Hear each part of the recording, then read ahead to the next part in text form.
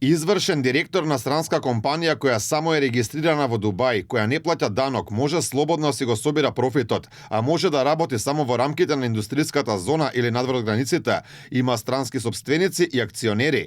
Називот неуро во лиценцата може да значи дека се занимава со технолошка опрема, која може да е медицинска. Ова е основот по кој доктор Венко Филипче добил златната виза за Обединетите Арапски Емирати. Дали е еден од сопствениците на фирмата, нема податоци. На неа не стои дека ја добил како истакнат доктор или медицински специјалист, туку како извршен директор, како што е наведено во 10-годишната виза на лидерот на СДСМ.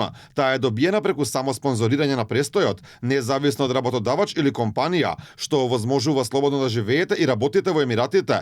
Тоа ја елиминира потребата од корпоративен спонзор, овозможувајќи да менувате работни места и да започнете собствен бизнис и да го собирате профитот. Ја добиваат главно инвеститори кои треба да покажат минимум половина милион евра на сметка, но може да ја добијат и луѓе со посебен талент или ретка специјализација. Во светот позицијата извршен директор главно значи дека тој човек би се занимавал со бизнес, профит, даноци, трошоци и слично, а не доктор специјалист во некоја болница, како што тврдеше Филипче. Пред периодот да се кандидирам за председател и за на партијата, односно претходно пратеник, бев во преговори со една болница во Дубај за работа таму.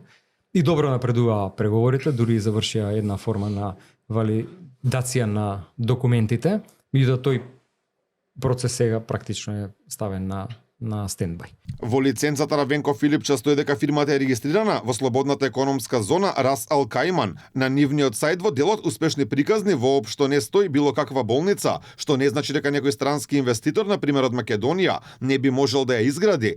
Тоа што е важно е дека фирмите со ваква лиценца не смеат да работат на територијата на Емиратите, туку само во зоната или пак да биде таму регистрирана, но да тргува и работи во странство. Откако ТВ Алфа ексклузивно ги објави деталите од визата, воинствениот лидер на СДСМ не сакаше да одговори на сите недоследности во однос на документите, од тоа дали е собственик, дали визата ја добил со покажување на поголема сума на пари или некој гарантирал за него. Наместо одговор или дамант, неговата партија во својот параноичен стил само одговори дека ова било дело на израелска разузнавачка приватна компанија.